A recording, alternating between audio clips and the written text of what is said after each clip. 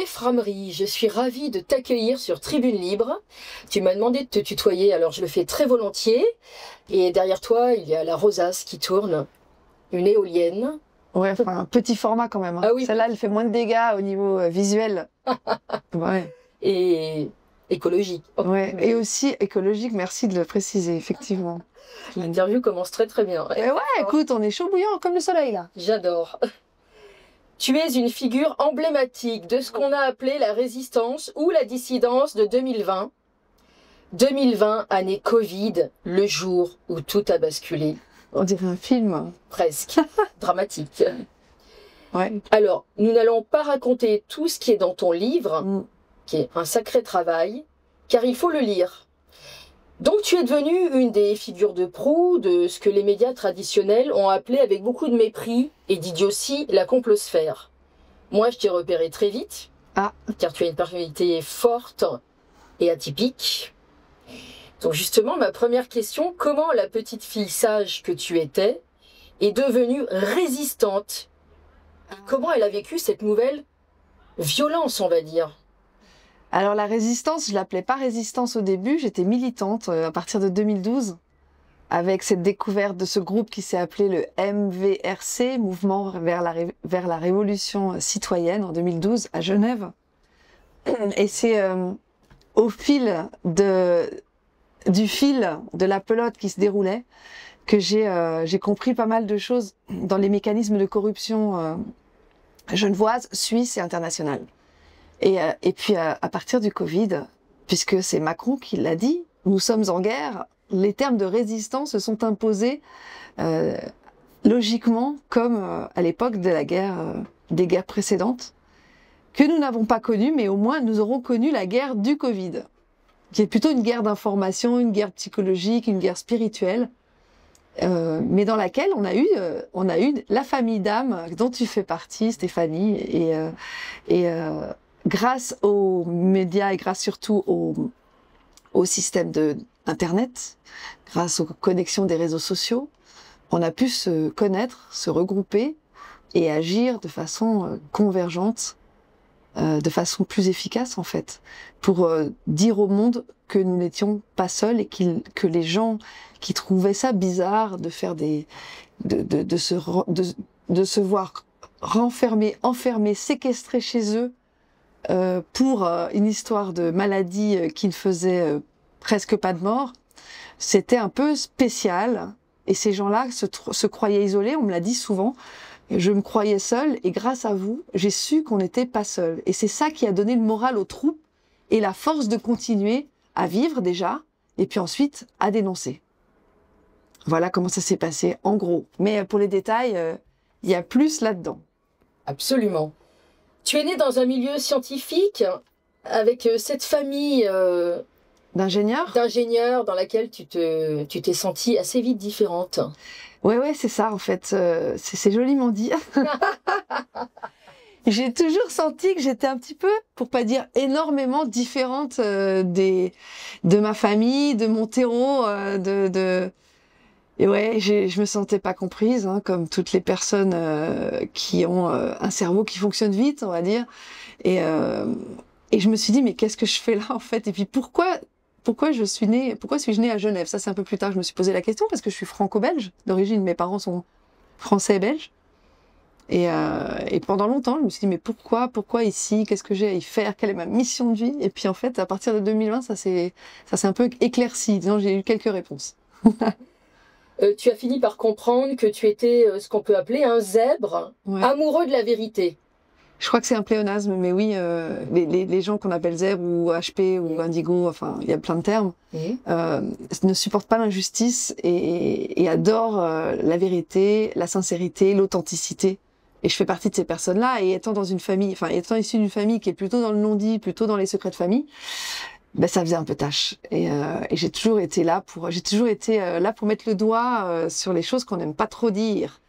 J'ai toujours été un miroir, et ce que j'ai remarqué aussi un peu plus tard, c'est que les gens qui sont bien dans leur peau, ça va très bien avec moi.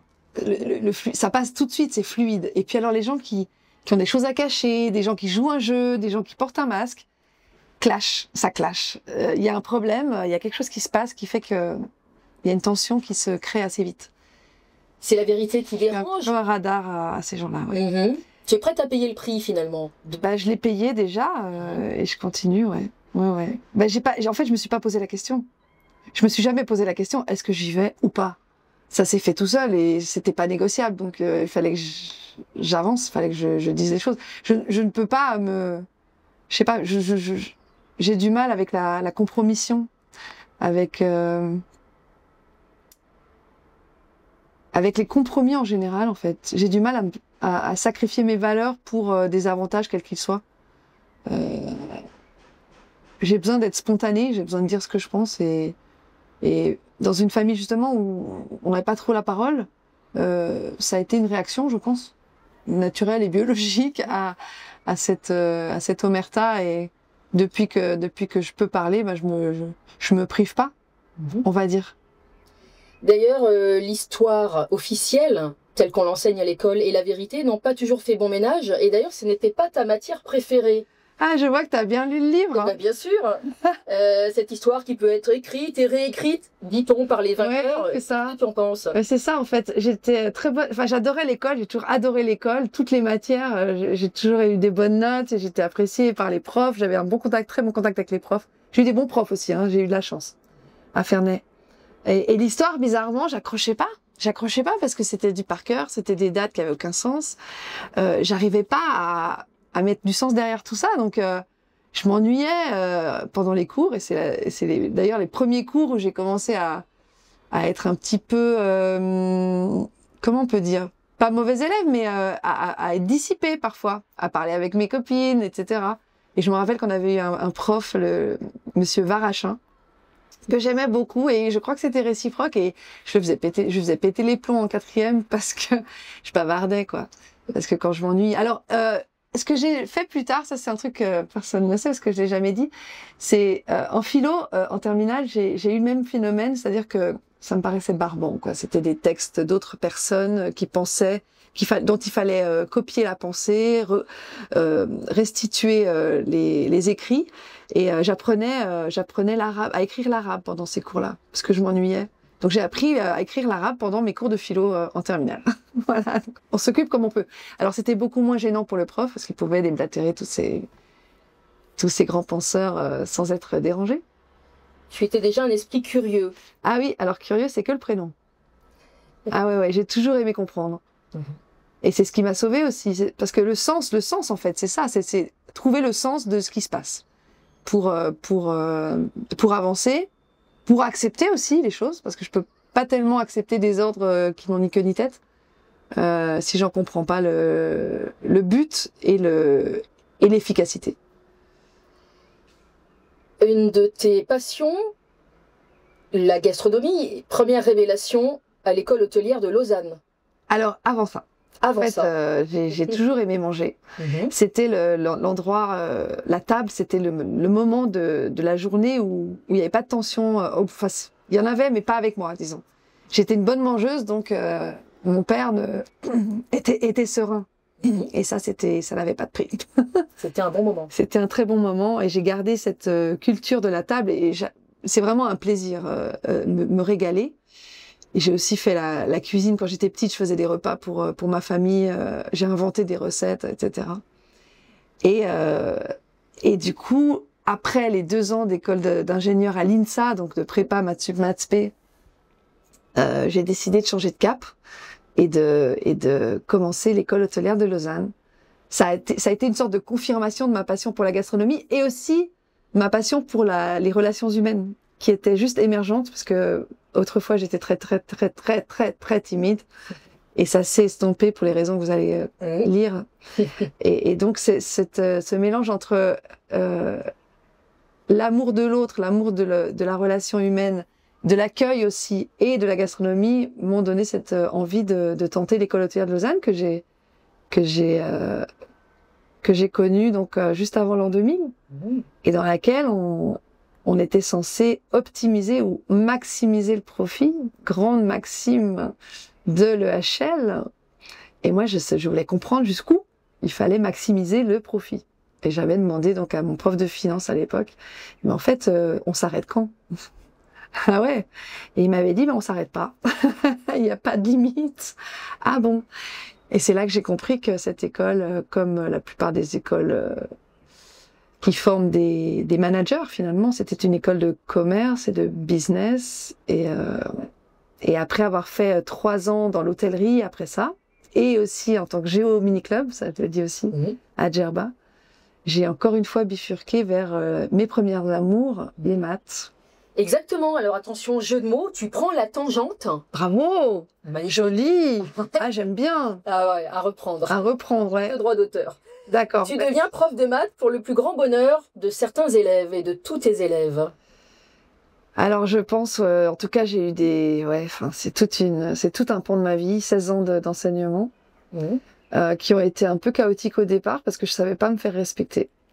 Pour moi, c'était mes copains, mes élèves. Alors là, on m'a expliqué, puis j'ai assez vite compris toute seule qu'il fallait quand même avoir une distance et un respect de moi-même, en fait. C'est par là qu'on commence. Hein. Et j'ai trouvé qu'être prof, c'était une très bonne thérapie.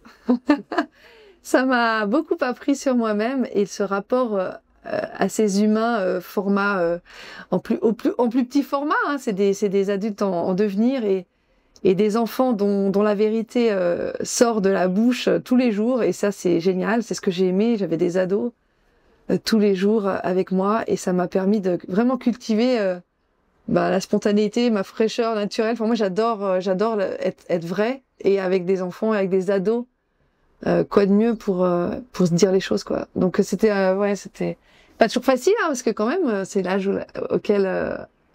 il y a toutes les émotions qui bouent, qui s'échappent, qui dans un ordre un petit peu incertain. Et puis les enfants, ils n'ont pas forcément envie d'apprendre pendant 8 heures par jour, d'être sur leur table à noter ou à écrire ou à écouter les profs. Mais justement, j'essayais de diversifier la façon de transmettre. Et j'écoutais aussi beaucoup leurs propositions de résolution de problèmes, par exemple. Et ça, c'était génial, c'était les meilleurs moments. Une créativité. Et c'est ça, moi j'adorais quand ils sortaient de la méthode de l'exercice. C'est-à-dire que une méthode était proposée, par exemple, et eux, ils avaient des chemins plus courts pour y arriver. Et là, je me disais à chaque fois, mais c'est bon, le but est atteint. Ils ont compris ce qu'ils font et ils y prennent du plaisir parce qu'ils inventent eux-mêmes les chemins les plus intéressants pour eux. Et donc c'était des moments magiques dans lesquels ces élèves, la plupart, ceux qui n'aimaient pas les maths, et c'était vraiment la plus belle récompense, ceux qui n'aimaient pas les maths au départ me disaient, mais grâce à vous, j'aimais les maths. D'ailleurs, tu l'écris, hein, c'est une matière clivante. C'est une matière très clivante, très polarisante, parce que j'ai l'impression qu'on n'est pas neutre face aux maths quand je pose la question. Enfin, quand je donne l'info de mon métier aux gens que je rencontre, ils me disent ah mais moi j'étais nulle en maths, ou alors les maths j'ai toujours adoré. Il y a toujours une position très tranchée. D'ailleurs Stéphanie, toi et les maths, ça donne quoi? Alors moi ça dépendait des années. Ça dépendait du prof. Je fais partie des 2% où c'est plutôt nuancé. Mais c'est bien, c'est rare. C'est rare. C'est clivant, oui, je vois des gens. T'es d'accord, souvent c'est ça. Hein. Non, je peux pas dire que je détestais, mais par contre c'était pas ma passion. Mais partie des 2%. Mais comme souvent aussi l'amour qu'on a pour une matière dépend de l'enseignant. Oui. C'est aussi là que je voulais vraiment jouer un rôle pour les décomplexer par rapport à une matière qui est quand même exigeante et avec des termes qui sont pas forcément familiers et dédiaboliser cette discipline qui... J'ai trouvé parfois les collègues user de leur supériorité, de leur autorité un peu de scientifique supérieur pour asseoir un pouvoir qui avait pas lieu d'être. Et moi, j'essayais de faire le contraire. Alors, voilà. En parlant de pouvoir, tous tes jeux de pouvoir, en 2012 commence ta vie militante. Ouais. Et là, c'est le début d'une énorme aventure. Ouais, j'en ai parlé un tout petit peu tout à l'heure. C'est inconsciemment ou en tout cas involontairement de la part de ma mère qui m'a dit mais Chloé, je te verrais bien en politique. Elle m'a dit ça après son écueil au conseil municipal en 2011 où elle a lâché l'affaire, elle a jeté l'éponge parce que l'ambiance était ultra mauvaise dans ces milieux-là, ce qui ne m'étonne qu'à moitié. Et elle me voyait là-dedans parce qu'elle me disait, toi, tu as le caractère pour résister aux attaques, aux coups bas, etc. Mais alors moi, quand elle m'a dit ça, j'ai pas du tout eu l'image d'un parti. Je me suis vue dans des manifestations, dans des mouvements citoyens. Ça, c'était pas prévu au programme, et c'est pour ça que j'ai rejoint le MVRC, qui était un regroupement, je dirais, de personnes déçues par la gauche institutionnelle, la gauche radicale institutionnelle, qui avait vu que finalement c'était grosso modo de l'opposition autorisée, pour pas dire contrôlée, et qui voulaient être sincères dans leur démarche. Et ils m'ont beaucoup appris sur TISA, le traité de libre-échange. Je développe peut-être pas complètement ici, c'est un traité de libre-échange qui mettait au pas tous les pays les plus capitalistes et aussi les plus défavorisés. Il y avait 50 pays dans l'histoire. Et aussi, ils m'ont parlé d'un dissident, d'un colonel égyptien qui était enfermé à Genève après avoir été accueilli pour se réfugier.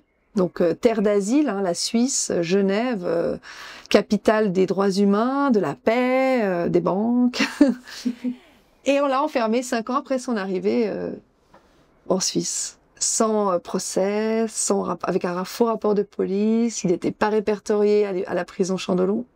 Il n'était pas dans le registre et il est devenu... je l'ai pas rencontré, moi, personnellement, mais de 2005 à 2013 ou 2013, il est resté en prison. Et ensuite, ils l'ont transféré, grâce au MVRC, dans un endroit qui est pas forcément mieux, à l'hôpital psychiatrique. Et là, depuis, je ne sais pas ce qu'il est devenu, mais il a été salement amoché, quoi. Donc ces deux informations m'ont ébranlé et m'ont donné la fibre pour comprendre ce qui se passe, en fait. Parce que tout ça, évidemment, j'en avais jamais entendu parler. Ni à l'école, ni à la télé, ni dans les journaux, ni dans ma famille. Et ça m'a donné la curiosité pour aller plus loin après.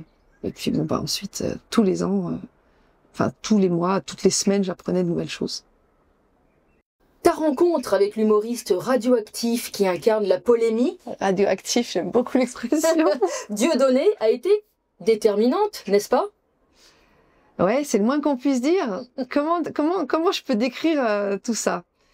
Cette rencontre a conditionné le reste de ma vie, je dirais, à plus d'un titre, et entre autres ma vie professionnelle, puisque c'est grâce à cette vidéo que j'avais faite en mai 2019 avec Diodo sur la monnaie, sur la création monétaire des banques, grand sujet de subversion s'il en est.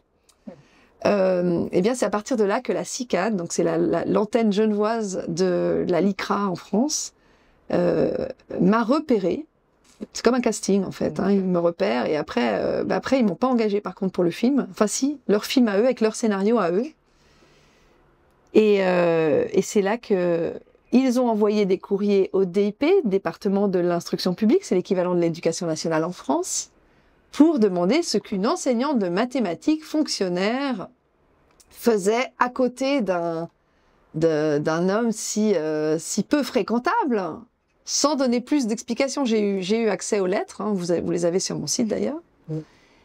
Et à partir de là, les ennuis, pour pas dire les emmerdes, ont commencé assez fort. Ça avait déjà un petit peu commencé en 2015 pour mon implication dans les manifestations de la fonction publique. Mais en 2019, ça a commencé, disons, les entretiens de service ont commencé, j'ai eu un blâme pour je ne sais pas exactement quelle raison finalement, pour cette vidéo sur la monnaie ou alors pour ma première quenelle d'or, je sais pas. Quenelle d'or. Quenelle d'or, ouais, apparemment c'est grave de recevoir une récompense pour ces actes de militantisme et de dénonciation des corruptions, voilà. Et voilà, et ensuite, ça m'a mené au licenciement le 30 septembre 2022. Donc, alors comme je le dis dans le livre, je ne regrette pas tout ça parce que c'était probablement le chemin que je devais emprunter pour devenir aussi la personne que je suis et pour me renforcer aussi face à toutes les attaques, pour me permettre de développer les outils en fait. La cuirasse. La cuirasse. La cuirasse, ouais. Tu as été le trait d'union entre deux irréconciliables Francis Lalanne et le fameux Dieudonné. Puis tu es entré dans une sorte de relation et de jeu de je t'aime moi non plus avec ces deux grands artistes. Tu veux en dire 2 mots, même si les détails sont... Alors les détails, je préfère les laisser pour les lecteurs, mais c'est quelque chose que personne n'a dit, y compris dans les médias indépendants. Et c'est que je suis à l'origine du rapprochement de Dieudo et de Francis. J'ai rencontré Francis en 2019 lors de notre chaîne humaine qu'on avait organisée en 2019, donc en août 2019 devant l'ONU, pour soutenir les victimes des violences policières en France, les Gilets jaunes. Et Francis était invité, moi je le connaissais pas. Et là on s'est parlé, on a fait des discours ensemble, et puis à la fin de la journée, on s'est pris dans les bras, et il m'a dit, t'es quelqu'un de très bien, j'apprécie vraiment la personne que tu es, mais il y a un problème, c'est Dieudonné. C'est quoi cette vidéo avec Dieudo et c'est pourquoi ce rapprochement? Puis je lui ai dit à ce moment-là, j'aimerais bien que tu te fasses ton avis par toi-même, que tu le rencontres, pour juger vraiment autre chose que par un autre biais que par les médias, qui n'en disent que du mal. Et il m'a dit d'accord. Et puis du coup, j'ai essayé de les rassembler. J'ai essayé d'organiser une rencontre. Et puis, aucun d'eux n'avait de temps. Quand c'était pas l'un qui avait un spectacle, c'était l'autre qui avait un concert, etc. J'ai fini par donner le numéro de l'un à l'autre. Et à partir de 2021, ils ont commencé à échanger. Et en 2023, ils ont fait ce spectacle ensemble. Et d'ailleurs, Francis n'a pas dit que c'était moi qui étais à l'origine directement, mais il a dit à TPMP qu'il avait été à l'origine et qu'il m'avait demandé le numéro de Dieudo, ce qui est faux, mais il a quand même cité mon nom, et c'est là que mon amoureux a entendu mon nom, et c'est grâce à ça qu'on est ensemble en fait aujourd'hui. Donc merci Francis. Spéciale dédicace à Steven K. On a le droit de le dire. Je sais pas, on verra. On verra, on censurera s'il faut. Viré et grippé juste avant l'épisode Covid-19. Ouais, pas viré. Sous entretien de service. C'était chaud. Épinglé, on va dire. Épinglé en et décembre. grippé. Et grippé. La grippe, chez moi, ça a toujours été un révélateur de mon état psychologique. Quand j'ai un gros choc, mon corps, il répond d'une façon assez caractéristique. Il me cloue au lit. Et ça, c'est pas la première fois que ça m'était arrivé. Et j'ai eu 10 jours de grippe après le premier entretien de service qui est arrivé comme un cheveu sur la soupe, sans que je ne comprenne la raison de ce truc. Donc un entretien de service, c'est un entretien qu'on a pour quand on a commis quelque chose de problématique. C'est un entretien professionnel pour sanctionner normalement la personne. Mais pour quelle raison? Et j'ai compris la raison à la fin du courrier que mon directeur m'a lu le 3 décembre 2019, qui parlait de Dieudonné et de cette vidéo sur la monnaie. Ouais, donc la grippe juste derrière. Et puis heureusement, il y a eu les vacances de Noël pour me permettre de me retaper un peu. Et puis ensuite le combat a commencé avant le Covid. Et quelque part, le Covid a été la suite logique de ce qui avait débuté. Donc, tu étais sur la sellette à cause d'un infréquentable. Ouais. Toi-même, tu t'apprêtais à devenir presque une infréquentable. Ah non, pas du tout, je m'apprêtais pas à ça. J'étais pas préparée. Alors là, je t'assure, dans ma naïveté, dans ma candeur, je pensais pas du tout. Au contraire, je voulais changer cette image. Cette image. Je me disais, une prof de maths qui n'a rien qui est ouverte au monde, ni raciste, ni antisémite, ni quoi bref, sans problème, allait permettre de réhabiliter Dieudo. En fait, non, c'est le contraire qui s'est passé au début. Mais je n'ai pas perdu espoir sur ce changement de cap envers les prétendus infréquentables désignés par les médias. Moi, j'ai ça en fond d'écran. Je t'ai coupé dans ta phrase, en fait. Non, mais c'est très bien, c'est intéressant. Je disais que tu étais quand même presque prête à faire partie des curieux et des voix qui se sont élevées contre le discours unique du Covid-19. C'était un avant-goût avant que tu te lances dans cette bataille. Alors l'avant-goût, il date de 2012, mais quelque part... au fait, au départ, quand j'ai eu cet entretien de service, j'ai fermé mon compte Facebook parce que je ne voulais pas aggraver mon cas, entre guillemets. Je me disais, je vais faire low profile, et puis le Covid est arrivé.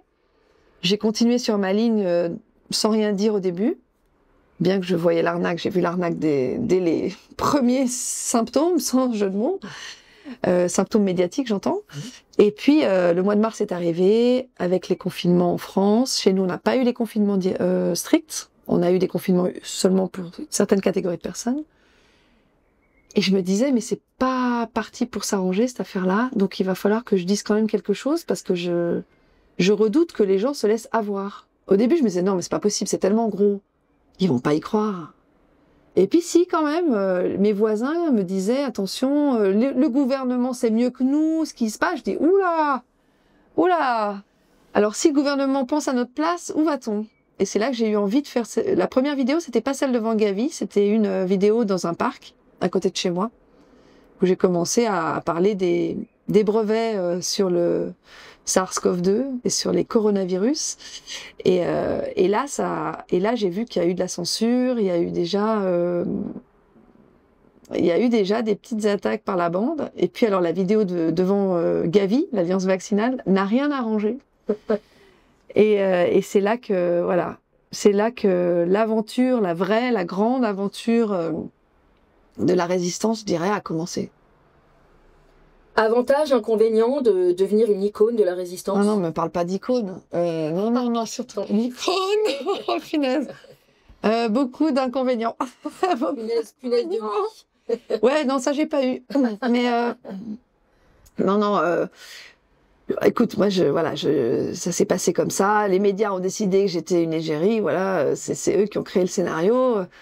Les gens m'ont dit merci dans la rue et dans les restos. Ça c'est vrai, ça c'est une chose. Merci de dire les choses, en fait, de sortir du discours dominant et du discours des médias, et de nous donner quelques infos sur la famille Rockefeller notamment, et sur son passif d'escroc notable et notoire.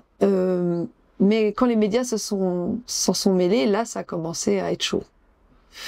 Les insultes, les amalgames, les sobriquets que tu as cités, le complotiste assaisonné à toutes les sauces. Je pensais que ça allait tout de suite s'arrêter parce que devant le grotesque de ces accusations, de ces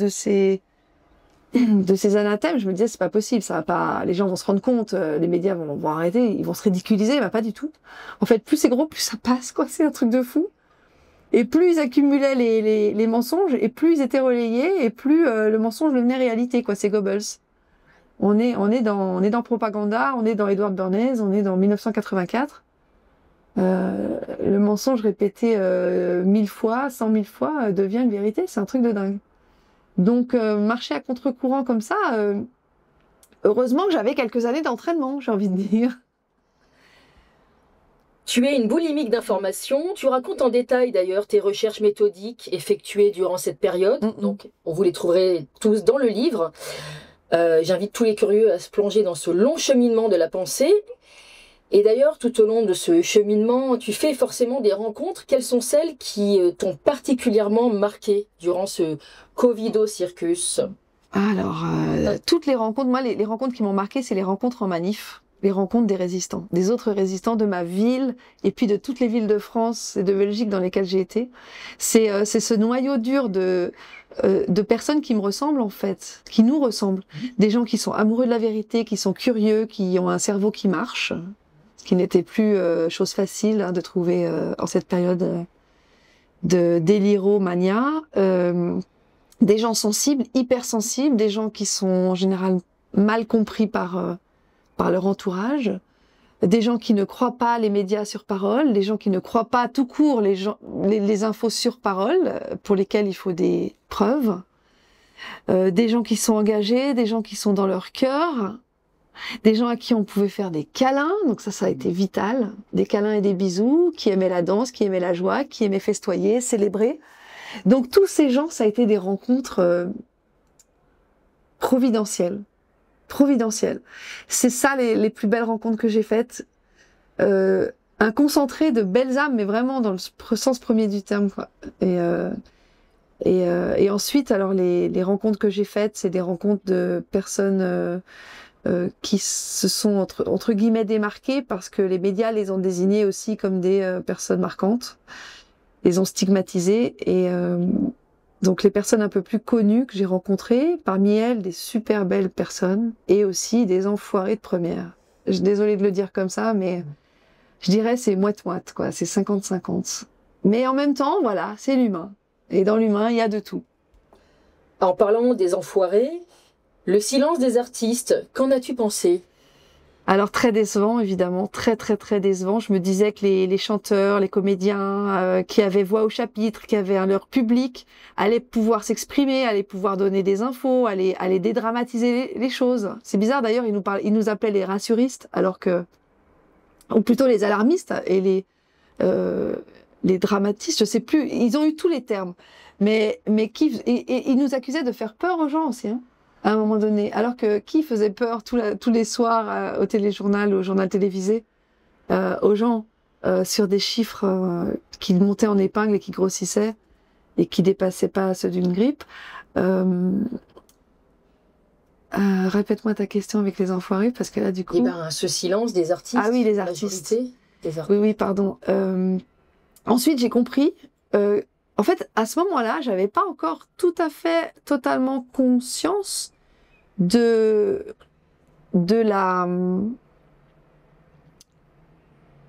machiavélisme et du système de la logistique autour du système de bâillonnement de toutes les voix.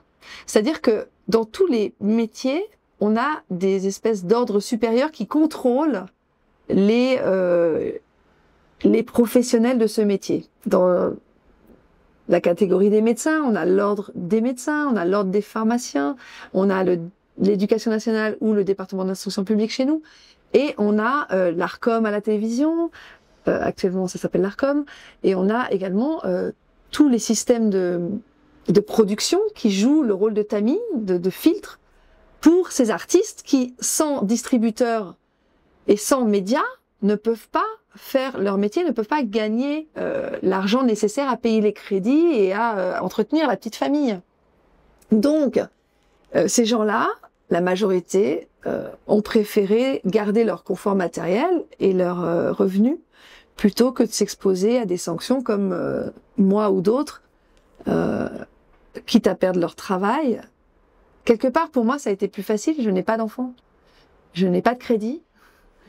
Et j'ai moins à perdre que des gens qui sont engoncés dans des problèmes d'argent. Alors certes, des problèmes d'argent, je les ai maintenant.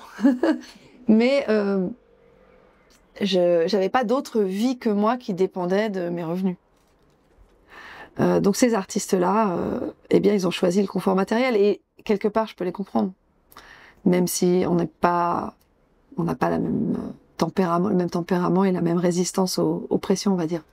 On a des suspendus qui ont accepté de renoncer à leur confort matériel, toutefois. Alors, effectivement, on a vu toute une vague de professionnels courageux qui, malgré la loi du 5 août 2021, ont choisi de résister à cette injection expérimentale forcée, parce que quelque part c'était du chantage, donc il y avait forçage. Et qui ont préféré rester intègres plutôt que d'obéir et d'être cobayes pour des labos qui ont fait preuve de leurs méfaits depuis des années, et qui ont perdu leur travail, et même pire que perdu leur travail, parce que suspendu en France, c'était pas au chômage, c'était pas licencié, il n'y avait pas de prime d'ancienneté ou d'arrangement amiable pour une fin de contrat avec une prime à la clé. C'était des gens qui se sont retrouvés dans l'incapacité de travailler, d'avoir un revenu et même de recevoir le RSA. Alors certains ont réussi à le percevoir quand même. Hein. J'ai connu des personnes qui ont eu le RSA, mais en tout cas, ces gens-là ne pouvaient pas prétendre au chômage. Donc il fallait un caractère d'acier trempé pour résister à ça. Parce que comment faire sans argent? Donc bravo à eux. Totalitarisme suisse versus totalitarisme français. Les... Je m'enlèverai. Le raclement de la gorge est important. Non, il C'est faut pas génial. enlever, il faut pas couper. Hein. Il faut garder le raclement de la gorge. Oui, j'ai un chat dans la gorge avec toutes ces histoires. Ouais. Les votations ont-elles limité la casse? Non, pas du tout. Alors pendant le Covid, on a eu une votation qui a sauté. Hein, on en a eu 3 au lieu de 4. En général, on en a 4 par an. Et puis les lois d'urgence ont été passées sans notre consentement, dont la loi Covid. La loi Covid-19 qui introduisait le pass. Et cette loi d'urgence avait l'avantage pour notre gouvernement d'être changeable au gré des humeurs de nos décideurs politiques. C'est-à-dire qu'elle a eu je ne sais combien de versions, une dizaine de versions différentes. Elle n'avait pas besoin de l'aval même du Parlement, je crois en tout cas, au début, ni du peuple pour modifier le contenu du texte. Et d'ailleurs, une chose assez emblématique qui s'est produite pendant ces années Covid, c'est que cette loi qui est passée sans notre consentement en septembre 2020, avec la loi antiterroriste, dont peut-être je parle après, il y a eu un référendum facultatif qui a été déclenché par les Amis de la Constitution. C'était un nouveau groupe de résistants en réaction aux mesures liberticides qui a récolté des signatures assez pour déclencher le référendum. Le référendum en Suisse, c'est un outil entre guillemets démocratique qui permet au peuple de se prononcer sur une loi qui a été votée sans lui. En l'occurrence, cette loi Covid-19 qui avait été passée par le gouvernement en septembre 2020 et qui permettait de mettre en place le pass, qui permettait de subventionner les médias, qui permettait de donner les pleins pouvoirs au Conseil fédéral et autres joyeusetés. Eh bien, lorsque le référendum a été validé et que la votation a eu lieu, donc c'était le 13 juin 2021, auprès du peuple suisse, eh bien, ce qui a été présenté aux Suisses n'était pas le texte sur lequel la loi était prononcée. Et ce n'était pas le texte actuel de la loi, parce que comme je l'ai dit avant, la loi est en constante évolution. Le texte qui était proposé au vote, c'était la première version, dans laquelle il n'y avait pas le pass, article 6A. Et donc, dans le livret de vote qui était envoyé à tous les Suisses, il n'y avait pas les articles actuels de la loi. C'est un tour de passe-passe. C'est exactement ça, un tour de passe-passe. Sauf que on l'a vu, on l'a dit, et que le Conseil fédéral a été obligé d'organiser une deuxième votation le 28 novembre 2021 sur les ajouts cachés du 19 mars 2021 qui n'étaient pas dans ce texte de loi. Et ce qui s'est passé 2 semaines avant cette deuxième votation, c'est que la RTS, notre télévision nationale, a passé un reportage qui s'appelait « La haine avant les élections, avant les votations », je ne sais plus exactement le titre, qui disait tout le mal possible sur ceux qui disaient de voter non à ces ajouts cachés et à cette loi Covid-19 pour nous faire apparaître comme des haineux, comme des dangereux, comme des violents, ce qui n'était pas du tout notre cas, il suffisait d'aller en manif pour le voir. Et donc le peuple, en bon docile troupeau obéissant, a voté oui, y compris aux ajouts cachés de la loi Covid-19, à 60%. Ça a été le même pourcentage que pour la loi Covid-19. Ce qui est un signe aussi qu'il y a 40% qui ont voté non. Et ça, c'est quand même un bon signe. On a soupçonné des fraudes au niveau de cette deuxième votation du 28 novembre, parce que quelqu'un qui travaillait à la Poste nous avait dit que les enveloppes, parce que la plupart des Suisses votent par correspondance, étaient triées. C'est-à-dire qu'on voit à travers, avec une lampe assez forte, on voit à travers les enveloppes. Et on voit où sont les coches, parce que c'est des petites croix simplement qu'on met pour voter. Et que la partie des enveloppes qui disait non à la loi Covid-19 avait été écartée des enveloppes finales. Donc, les outils démocratiques, s'ils étaient bien utilisés sans les frauder, marcheraient probablement. Mais le problème, c'est aussi les médias qui nous disent bien ce qu'ils veulent et qui orientent le discours sur une cohérence et une obéissance avec le discours du gouvernement. D'ailleurs, j'en parle aussi dans le livre. Certains chefs de rédaction et de groupes de presse, notamment le groupe Ringier, qui est le deuxième groupe suisse, sont très en connivence avec le gouvernement, avec le Conseil fédéral suisse. Voilà, ceci explique peut-être cela. Alors justement, les coups bas de l'âpre aventure politique, tu peux dire que ils sont formateurs? Très formateurs, très instructifs, très éclairants sur le fonctionnement des élections, sur le fait que les candidats auxquels on a accès, c'est-à-dire ceux qui passent à la télé, ont été présélectionnés. Et que s'ils sont là, c'est qu'ils ne dérangent pas le système ou même qu'ils sont utiles pour le système. On a vu la technique de l'épouvantail avec toujours un Le Pen face au candidat du système.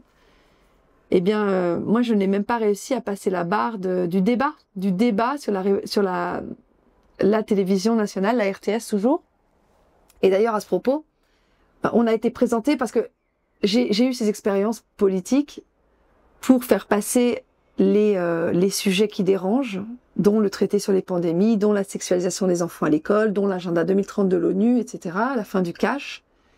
Et dans l'une des manches, on va dire, parce qu'il y a le premier round, le deuxième round, vous verrez, il y a eu un débat qui permettait à la population, quelques jours avant les élections, de choisir les candidats qu'elle préférait pour être au Parlement suisse. Et 4 candidats étaient présentés pour le Conseil des États, donc c'est l'équivalent du Sénat, au lieu des 6 que nous étions. Mais non seulement il n'y avait que 4 candidats au débat, mais nous deux, les deux de la liste Liberté Peuple d'abord, c'est la liste qu'on avait présentée pour le deuxième round, n'étaient même pas cités pendant le débat. Donc les gens qui regardaient le débat à heure de grande écoute, je crois que c'était 18h30, ne savaient même pas qu'on existait. Et quand j'ai porté plainte, on a porté plainte pour cet effacement de la RTS, eh bien on a finalement gagné auprès de l'autorité d'examen des plaintes. Mais pour autant, eh bien la RTS n'a pas dû se rattraper. Elle a juste dit qu'elle avait changé un petit peu ses protocoles, qu'elle allait faire attention à l'avenir, elle allait revoir sa copie, que pas bien, ben voilà, c'est tout. Et l'AIEP s'est satisfait de ça et donc le peuple n'a jamais su, parce que les médias n'en ont évidemment pas parlé, que la RTS avait violé ses devoirs de pluralité des opinions, de transparence et de montrer en fait tous les candidats. Donc voilà, ni vu ni connu, je t'embrouille et je continue sur la même ligne, quoi. Aurais-tu un petit mot affectueux pour ton compatriote Klaus Schwab? Un petit mot affectueux, là tu me demandes un vrai challenge. Je lui souhaite de bien se rétablir de ces décennies de malfaisance, de bien s'arranger avec sa conscience et peut-être de se repentir si l'inspiration lui venait pour vivre de paisibles jours de retraite très loin du web. Bon, maintenant on a vu que la succession est assurée avec peut-être Christine Lagarde qui est pressentie pour reprendre le poste. Actuellement c'est Peter Brabeck, c'est pas mieux. Président de GESDA, donc la fondation pro-transhumaniste de Genève, ex-président de Nestlé qui voulait privatiser l'eau il y a pas si longtemps. Bref, c'est pas forcément le plus philanthrope de tous ces malfaisants. Mais Klaus Schwab, j'ai du mal à... Mais bon, comme je l'ai dit dans le livre, hein, je suis résiliente et je pardonne, donc il suffirait qu'il se repente, mais vraiment. Et qu'il arrange tous les dégâts de sa 4e révolution industrielle, de son Great Reset, et de ses idées de gestion du monde qu'il prend et qu'il applique sans nous consulter. Il nous faut une justice pour pouvoir pardonner? Ça dépend des gens. Oui, je pense qu'il faut une justice pour pouvoir pardonner. Il faut au moins que la personne ou les personnes qui ont fauté demandent pardon. Pour moi, c'est plus facile. Après, parfois, le pardon est nécessaire pour continuer à vivre. En tout cas, le pardon dans le sens où on rend au fauteur de troubles sa responsabilité. On s'éloigne, dans pardon, il y a le don, il y a la part, et la part est redonnée à l'envoyeur. Et moi, c'est dans ce sens-là que je pratique le pardon. Plutôt en mode survie qu'en mode rédemption totale et effacement des fautes. Le pardon n'est pas l'oubli. Exactement. Le pardon n'est pas l'oubli. Mais par contre, je ne souscris pas à cette phrase que je vois trop souvent sur les réseaux sociaux, que je comprends parce que la colère est là, bien sûr, mais ni oubli ni pardon. Pour moi, ne pas oublier, d'accord, ça, complètement d'accord, mais pardonner, ça peut s'envisager parce qu'on peut changer d'avis. Moi, je connais plein de gens qui se sont réveillés après la 3e dose, par exemple, qui regrettent ce qu'ils ont fait, et pour moi, ça vaut pardon. Et qui en paye le prix le plus cher, le plus gros, c'est les personnes qui sont à la source de ces erreurs. Et c'est soi-même, parce que notre conscience, elle est pugnace, elle est prégnante, elle est tenace. Et c'est celle qui va nous empêcher de dormir ou celle qui va nous rappeler qu'on a fait du mal. Et après, chacun se débrouille avec. Hein. Le pardon est plus facile à accorder aux victimes qu'aux chefs d'orchestre. Absolument. Crise. Oui, bien sûr. Les victimes qui n'ont peut-être pas eu la force de caractère, qui ont eu des familles à nourrir, parce que j'entends souvent, oui, mais bon, elle l'a bien cherché, elle s'est fait injecter. On parlait des suspendus. Parfois, le choix, il est tellement cornélien qu'on choisit de se sacrifier pour sauver sa famille au niveau matériel. C'est pas si facile que ça. Donc, ces personnes-là, moi, je leur accorde mon pardon, en tout cas. Aujourd'hui, tu es certainement plus forte que jamais. Alors, est-ce que tu es prête pour les prochaines crises, qu'elles soient créées ou réelles? Pas encore, non. J'aimerais encore quelques mois de vacances avant de réattaquer, si c'est possible. D'ailleurs, c'est prévu d'enchaîner d'ici 1 an ou 2 avec ce foutu traité sur les pandémies qui a prévu d'être adopté là dans quelques jours à l'Assemblée mondiale de la santé à l'OMS. D'ailleurs, j'en profite pour donner l'annonce, si c'est pas trop tard, du rassemblement qui aura lieu le 21 mai, là dans quelques jours, devant l'ONU, pour parler de ce traité diabolique qui en passe d'être adopté par l'OMS et qui permettrait une coordination encore plus rapide et plus efficace de toutes leurs mesures pour la prochaine pandémie qu'ils appellent de leur vœu depuis quelques années maintenant. Pour finir, à qui peut-on offrir ton livre? Par exemple, à des semi-éveillés? Je pense que mon livre, il sera un bon cadeau pour tout le monde, en fait. Parce que j'ai voulu m'adresser à la fois aux résistants, en guise de témoignages et de pièces d'archives, et aussi pour dédramatiser, parce que j'ai mis quelques traits d'humour, on va dire, parce que sinon ce serait trop triste.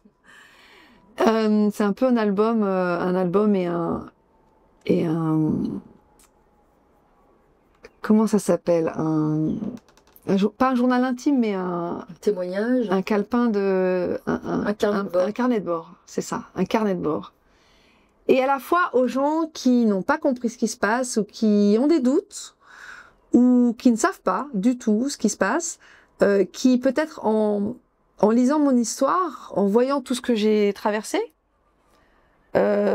auront des petits sursauts d'éveil ou de conscience ou se poseront quelques petites questions utiles pour la suite et peut-être reconnaîtront les symptômes de ce qu'on a vécu en termes d'instauration du totalitarisme dans les prochaines crises qui seront mises en place par les médias et par nos gouvernements.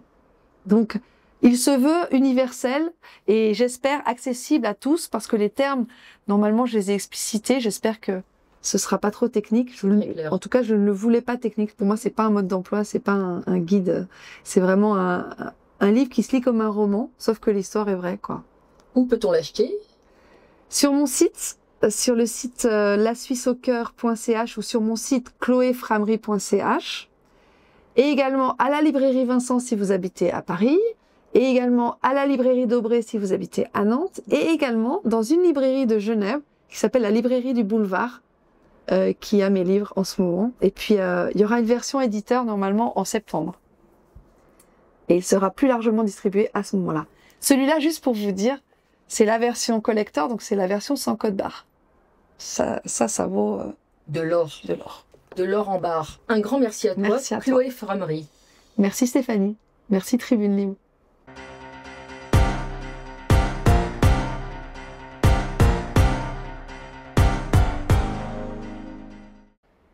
T'es bien là, tranquille? Ouais, je suis bien. C'est génial. Je relis mon livre, c'est marrant. Micro.